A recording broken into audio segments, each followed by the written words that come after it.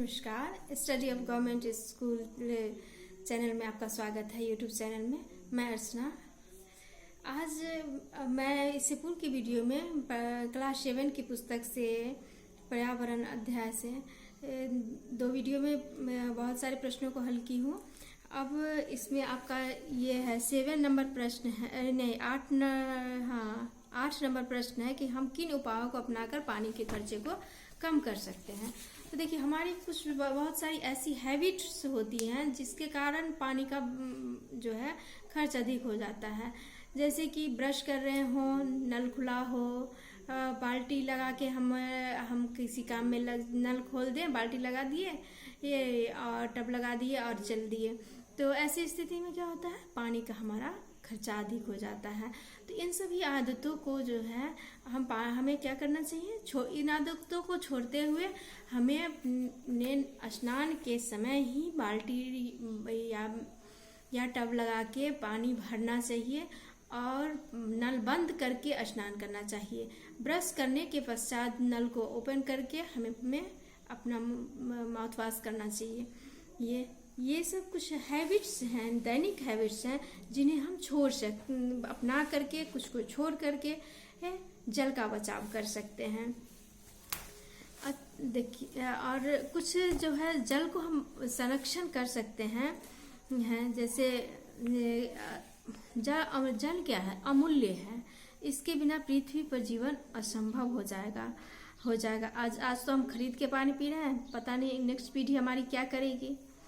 जल ही जीवन है। जल का वितरण हमारे यहाँ असमान है तथा उसका सिर्फ 1% भाग ही हम मानव के लिए उपयोगी सिद्ध हो पा रहा है। जल एक प्राकृतिक संसाधन है जिसकी मात्रा काफी सीमित है। ऐसे में जल का संरक्षण क्या है, अति आवश्यक है। जल को बचाना हमारे लिए बहुत ही इम्पोर्टेंट काम है। जैसे कि जल चक्र में की प्रक्रिया है जल चक्र की प्रक्रिया से हम जल को बचा सकते हैं।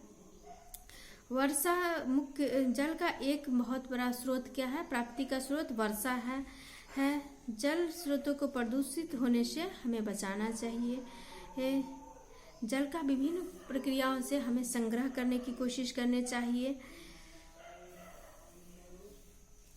जल संग्रह करने का हमें पूरी कोशिश करनी चाहिए। तो जल संग्रह हम कैसे कर सकते हैं, छत के ऊपर एकत्र किए हुए जल को विभिन्न पाइपों द्वारा जमीन के अंदर गड्ढे में जमा कर लें और भविष्य में उसका आवश्यकता अनुसार उपयोग हो सकता है, क्योंकि वो धीरे धीरे क्या है ना पृथ्वी में प्रवेश कर जाएगा। और सड़कों पर वर्षा के पानी को उसके किनारे बने नालों एवं गड्ढों द्वारा जमीन के अंदर जाने देना चाहिए। इससे भूमिगत या भौम जल के स्तर में काफी सुधार होगा। जल का क्या है, जल की वृद्धि होगी। जल के संरक्षण को बढ़ावा देने के लिए कम उपयोग, पुनः उपयोग और पुनः चक्रण की विधि को हमें अपनाना चाहिए। जल संरक्षण से संबंधित संस्थाएं हैं, उन्हें भी आप जान लीजिए। जैसे तरुण भारत संघ, यह संस्था राजस्थान में कार्यरत है। जल पुरुष राजेंद्र सिंह इस संस्था से संबंधित हैं। और दूसरा है भीम संघ, यह संस्था कर्नाटक के होलगुंडी में कार्यरत है, जो बच्चों की एक विशेष संस्था है। वैश्विक स्तर पर जल संरक्षण की समस्या हमारे लिए बहुत बड़ी एक चुनौती है। अंतर्राष्ट्रीय मंचों पर इस विषय को कई बार उठाया गया है। वैश्विक स्तर पर 22 मार्च को प्रतिवर्ष विश्व जल दिवस मनाया जाता है।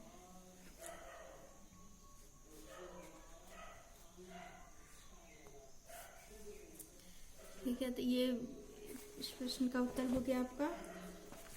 देखते हैं नेक्स्ट प्रश्न आपका क्या है। पर्यावरण को नुकसान पहुंचाकर हम अपना ही जीवन संकट में डाल रहे हैं। अब आपका प्रश्न है, पर्यावरण को नुकसान पहुंचाकर हम अपना ही जीवन संकट में डाल रहे हैं।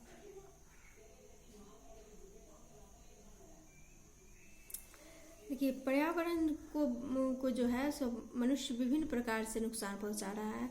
एक तो हम कहें पूर्व की चर्चा में हमने रखा था आपको कि वृक्षारोपण की क्रिया का कम होना, पेड़ों की कटाई होना, कल कारखाने की अधिकता, फैक्ट्रियों का अधिक लगना, ये सब है। फिर क्या ना, जो नदी में गंगा में, ये सब में लोग मतलब निष्क्रिय चीज़ों को, अवशिष्ट चीज़ों को फेंक देते हैं। इससे क्या होता है ना, वहाँ का जल जो है प्रदूषित होता है, साथ साथ भूमि भी प्रदूषित हो जाता है। और कृषि कार्यों में अत्यधिक रासायनिक चीज़ों के प्रयोग से भी भूमि जो है वो प्रदूषित हो रहा है। भूमि की क्षति हो रही है, उनके उत्पादन क्षमता में कमी आ रही है, जिससे कि पेड़ पौधे का विकास कम हो रहा है या समय सही से नहीं हो पा रहा है। और पानी का क्या है ना कि बहुत आदमी क्या करते हैं, जो खुला छोड़ देते हैं या किसी गंदे बर्तन से उसको निकालते हैं, गंदे हाथों से उसको स्पर्श करते हैं, उसको ढक के नहीं रखते हैं। इन सब कारण से पानी गंदा हो जाता है। कुएं में बहुत आदमी क्या करते हैं ना कि गंदी चीज़ें फेंक देते हैं और जहाँ पर उससे पानी पिया जाता है वहाँ के लोग बीमार हो जाते हैं। और वायु प्रदूषण की बात रही तो वायु प्रदूषण तो आज रिकॉर्ड तोड़ दिया है क्योंकि इतनी मतलब हमारे यहाँ कल कारखाने स्थापित हो रहे हैं, उनके लिए जो निर्धारित कैटेगरिया है उसको भी संस्थापक लोग पूरा नहीं करते हैं और फैक्ट्री चालू कर दी जाती है। जैसे कि वहाँ पर आसपास में पेड़ पौधा लगाना रहता है, वो नहीं लगाता है, लग भी नहीं पाता है और लगाते भी नहीं हैं। दूसरी कि उससे जो अवशिष्ट पदार्थ होता है, निष्क्रिय पदार्थ होता है, उसको जो को आसपास की नदियों तालाबों में कनेक्ट करके उसमें बहा दिया जाता है, जिससे कि जल और भूमि दोनों ही प्रदूषित हो जाता है। और फिर वो जल जो जहाँ उपयोग में लिया जाता है वो चीज़ भी प्रदूषित हो रहा है और वहाँ का जिस चीज़ में उस जल का हम प्रयोग कर देते हैं या तो उसका नुकसान हो जाता है या फिर विकास नहीं हो पाता है। सिगरेट पीने से बहुत बड़ा वायु प्रदूषण हो रहा है। और आजकल लोग क्या कर रहे हैं ना, जो जब कचरा जमा होता है तो उसको प्लास्टिक का कचरा होता है उसको जला देते हैं, इसलिए वो नहीं करना चाहिए। उससे क्या होता है ना कि जला देने से जो धुआं उठता है उसमें बहुत गंदी गैसें निकलती हैं उससे भी हमारा वायु अशुद्ध हो जाता है। उस समय आप सांस लेते होंगे तो आपको पता चलता होगा कि कितनी उसमें गंदी स्मेल रहती है और उस स्मेल से हमारे अंदर एलर्जी हो जाता है, बहुत सारी बीमारियां होने लगती हैं। ये सब जो है बहुत नुकसानदेह हैबिट है हमारे अंदर। इन सब चीज़ों को हमें दूर करना चाहिए।